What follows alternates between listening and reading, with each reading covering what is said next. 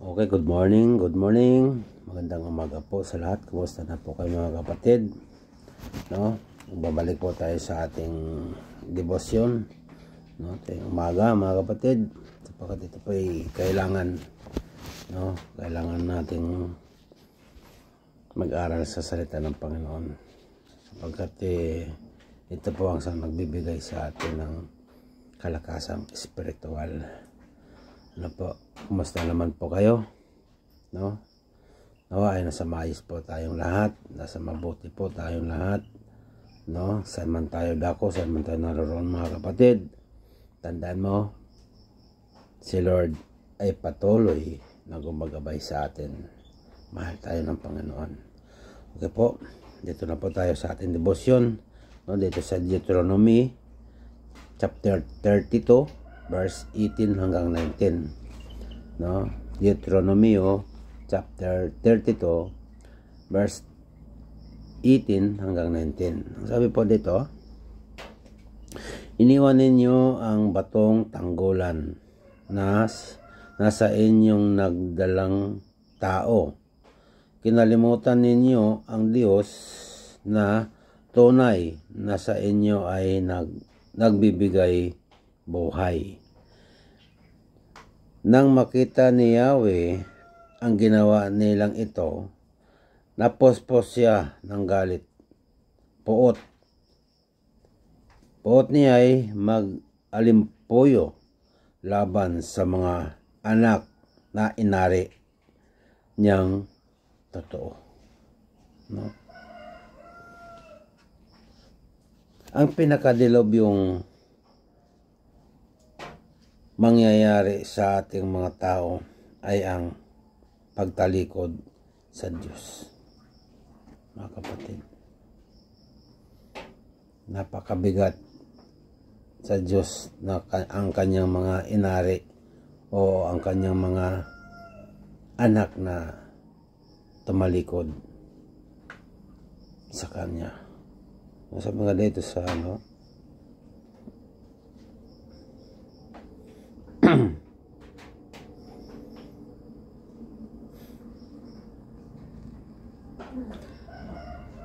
lumalang at umiibig sa atin nang walang kapantay, sapagkat kapag nawala ang presensya niya sa atin ay wala nang magliligtas at kukupkop sa atin sa panahon ng sakuna.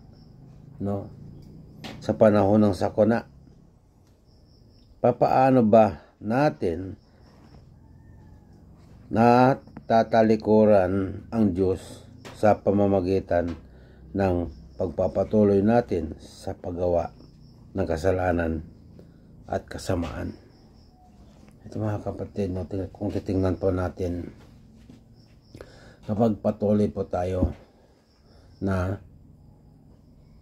tumatalikod sa Diyos at nagpapatuloy po tayo na nagkakasala, ang Diyos ay nalulungkot. No? Sapagkat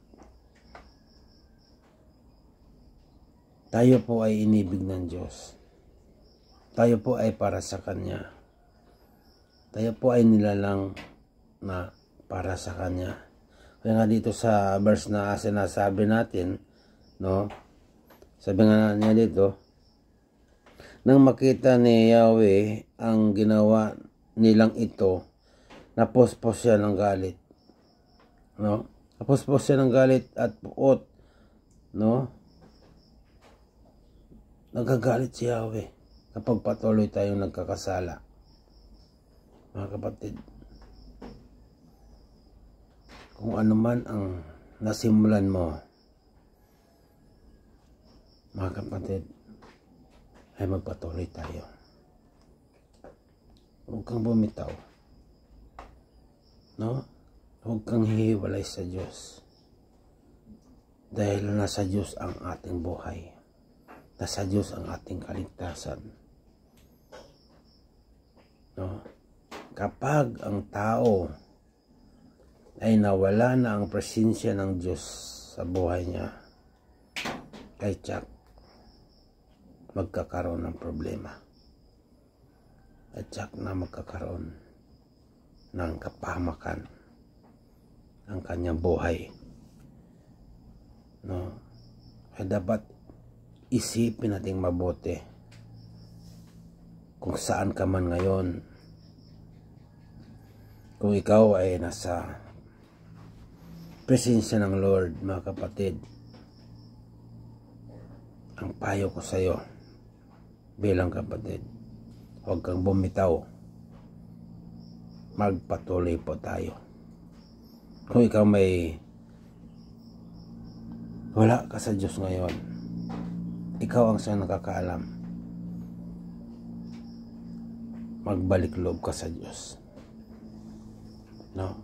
Ito ang nais ng Panginoon sa atin, mga kapatid, na huwag po nating hayaan na ang ating sarili na hindi natin makasama ang Diyos sa ating buhay. No, ano ang dapat gawin? Ito po, mga kapatid. Magpatuloy tayo sa sinimulang mabuti sa atin ng Diyos. Sa pagliligtas, sikapin nating mabuhay ng kalugod-lugod sa Diyos, sapagkat plano niya sa mga anak ay magandang at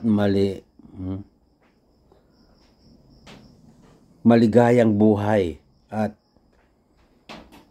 mararanasan lang natin iyon kung magpapasakop tayo sa Kanya. Opo. Mararanasan lang natin ang napakagandang buhay kung magpapasakop tayo sa Kanya, mga kapatid. Sikapin po natin ito, mga kapatid, no? Sapagkat ito po ay napaka-importante sa ating buhay, sapagkat tayo po, paulit-ulit ko po itong sinabi, na hindi po tayo forever sa mundong ito. Dapat paghandaan po natin ang ating pupuntahan. Okay po, salamat po, mga kapatid, sa umagang ito, no? Patuloy lamang po tayong makikinig sa salita ng Panginoon, no? Supportan niyo po ang ating devotion tuwing umaga. God bless po, patuloy po tayong mag-iingat.